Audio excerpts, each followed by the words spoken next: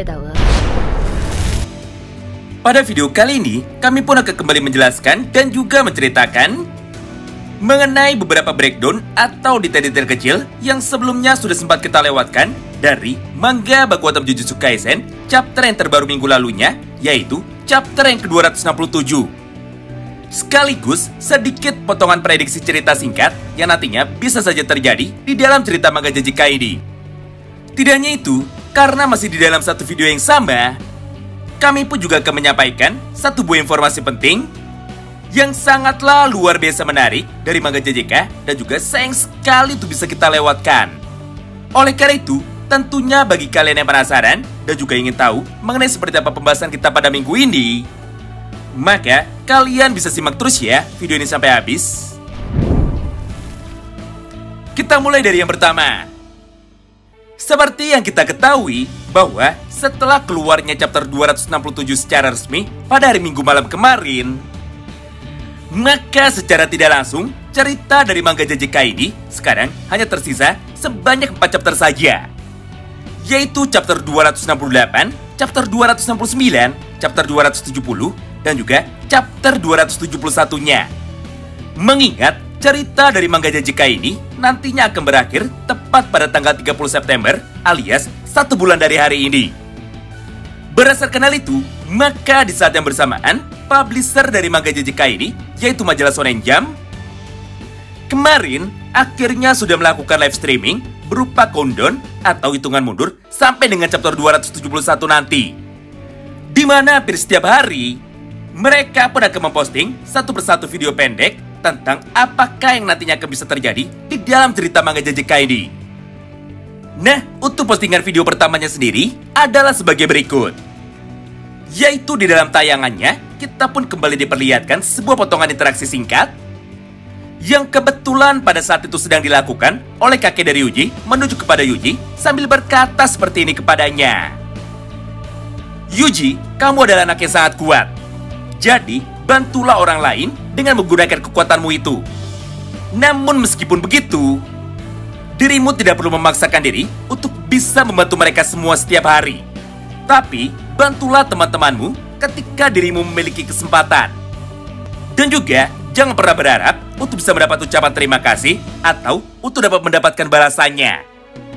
Jadi ketika nanti dirimu mati, maka pastikanlah bahwa dirimu akan mati dengan sebuah keadaan ketika dirimu dikelilingi oleh orang-orang yang sangat sayang sekali kepadamu.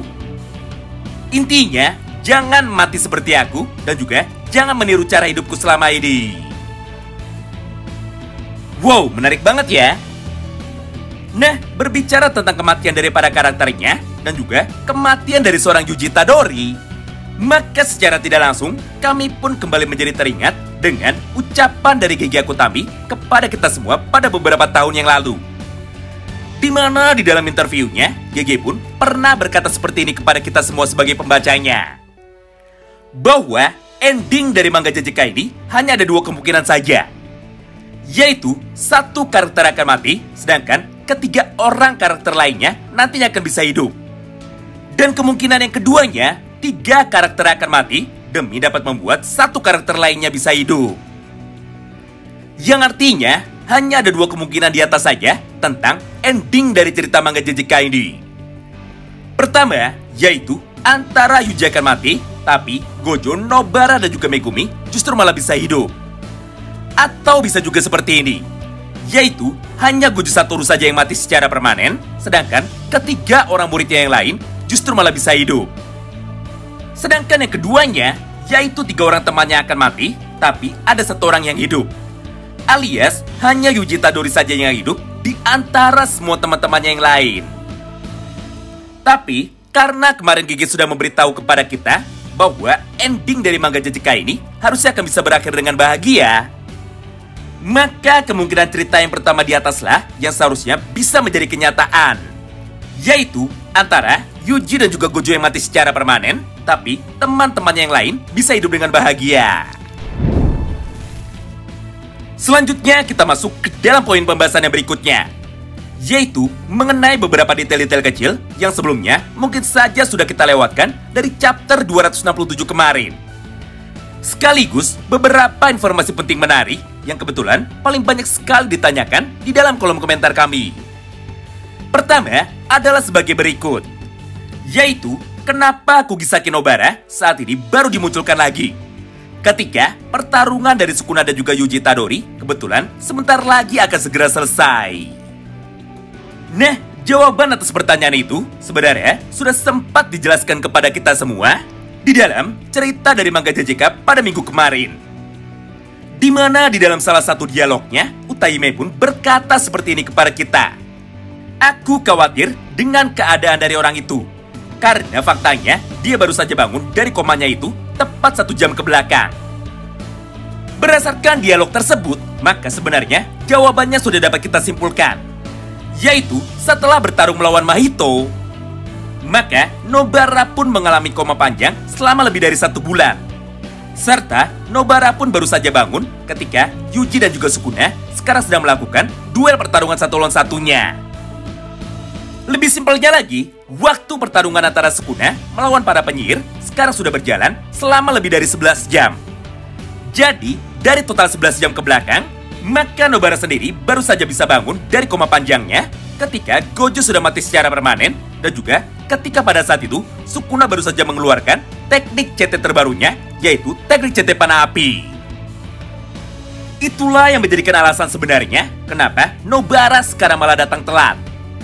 Serta kenapa wajah dari Nobara nampak terlihat sangat pucat ketika dirinya pertama kali muncul pada chapter 267 kemarin. Kedua, terlepas semua hal menarik tentang kebangkitan dari Nobara di atas, maka terdapat satu buah fakta menarik yang bahkan sampai dengan saat ini ternyata masih banyak sekali yang kebetulan tidak tahu. Yaitu orang yang berperan penting atas nyawa dari Nobara, serta orang yang telah menyelamatkan Nobara dari kematiannya adalah penyihir pada gambar ini, siapa lagi kalau bukan Arata Nita. Yap, dialah satu-satunya orang yang kebetulan bisa datang tepat waktu untuk dapat menolong Yuji Itadori, sekaligus memberikan pertolongan pertamanya kepada Kugisaki Nobara supaya nyawa dari Nobara masih bisa diselamatkan. Mengingat jika pada saat itu Arata tidak datang untuk dapat bisa membantu Kugisaki Nobara, maka sudah jelas nyawa dari Nobara sendiri sama sekali tidak akan pernah bisa diselamatkan, entah apapun yang berusaha dilakukan oleh Shoko. Mengingat bekas luka serangan dari Mahito langsung merusak jiwa dari para targetnya, sehingga hal itu tidak bisa disembuhkan dengan menggunakan teknik kutukan pembalik alias teknik RCT. Serta luka dari Nobara sama sekali tidak bisa disembuhkan dengan menggunakan teknik pengobatan modern. Yang artinya, walaupun pada saat ini Nobara sudah berhasil diselamatkan, tapi faktanya mata kiri dari Nobara sekarang sudah pasti tidak bisa digunakan sama sekali. Kemudian kita masuk ke dalam breakdown yang ketiganya, sekaligus breakdown yang terakhirnya, yaitu tentang kekuatan yang digunakan oleh Yuji di dalam pertarungannya melawan Sukuna kemarin.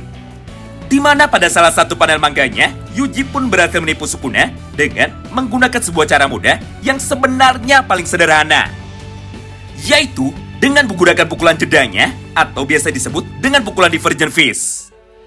Sederhananya, beginilah cara kerja dari teknik pukulan Divergent Fist. Pertama, Yuji akan melakukan pukulan dengan menggunakan kepalan tinjunya yang kebetulan sudah dilapisi oleh energi kutukan.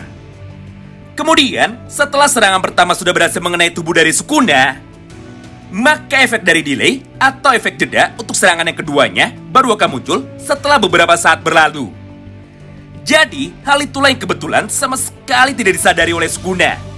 Hingga pada akhirnya, Sukuna pun berhasil dibuat menjadi sangat lengah, hingga tubuh dari Sukuna saat itu langsung menjadi tidak berdaya. Tentu saja semua serangan sederhana tersebut adalah sebuah hal yang saat ini malah membuat kita menjadi semakin bingung. Karena sampai dengan chapter 267 kemarin berakhir, kita pun sama sekali tidak pernah diperlihatkan mengenai apakah nama teknik domain dari Yuji, serta seperti apakah kekuatan yang sebenarnya dari teknik domain expansion seorang Yuji.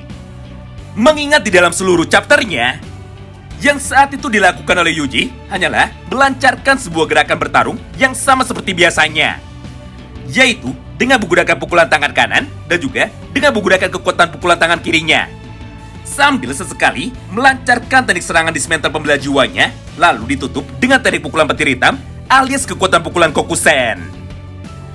Berdasarkan hal itu, maka kita pun menjadi sangat penasaran, yaitu apakah yang ditakutkan oleh Sukuna pada chapter 267 kemarin, serta efek domain expansion seperti apakah yang besok akan ditujukan oleh Yuji menuju kepada kita semua sebagai para pembacanya.